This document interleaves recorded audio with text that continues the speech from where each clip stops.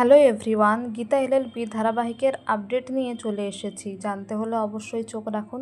আজ দেখবেন পরিষী বলে, যেহেতু মিনু নেই তাই আমি খুব সাহায্যের অভাব বোধ করছি, তাই আমাকে একটু সাহায্য করতে হবে। এই ধরুন, সকালবেলা ঘুম থেকে ওঠার পর ব্ল্যাক কফি উইথাউট সুগার দিতে হবে, মাথায় একটু অয়েল ম্যাসাজ করে দিতে হবে।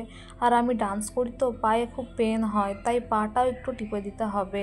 আর ডান্সের জন্য ছাড়তে যেতে হবে, আনতে যেতে হবে। এগুলো শুনে অধরার তো মাথা খুব খারাপ হয়ে যায়, কিন্তু তাকে সবাই বোঝায় অধ্যায়কে জেল থেকে ছাড়াতে গেলে পরিষীর কথা শুনতেই হবে।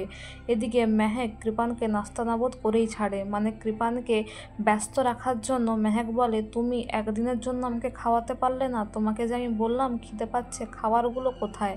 আর এই বিশ্রী জায়গায় আমি বিয়ে করব না। বড় লোকের মেয়েকে কিডন্যাপ করেছো, এরকম একটা জায়গায় বিয়ে করবে বলছো?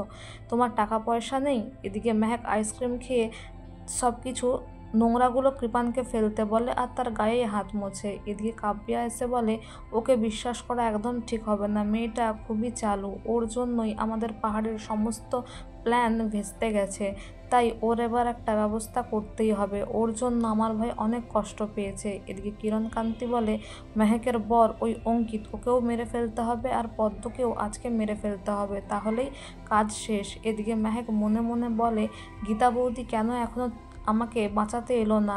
কোথায় গীতা বৌদি? আর এদিকে গীতা কৃপানদের বাড়িতে গিয়ে দেখে বাড়িতে কৃপানের মা ছাড়া আর কেউ নেই। আর কৃপানের মা কিছু না বলতে চাইলে বড়বাবু এসে জেরা করে, বলে ছেলেকে ফোন করুন, ছেলে কোথায়? এদিকে কৃপানের মা কিছু না বললে গীতা কিরণকান্তিকে ফোন করে জিজ্ঞাসা করে সে কোথায় আছে। কিরণকান্তি ভয় পেয়ে যায় আর বলে, আমি একটা সভাতে উপস্থিত আছি। গীতা বলে, আজ শহরে কোনো সভা নেই, বড়বাবু বলেছেন, তাই বলুন কোথায় আছেন।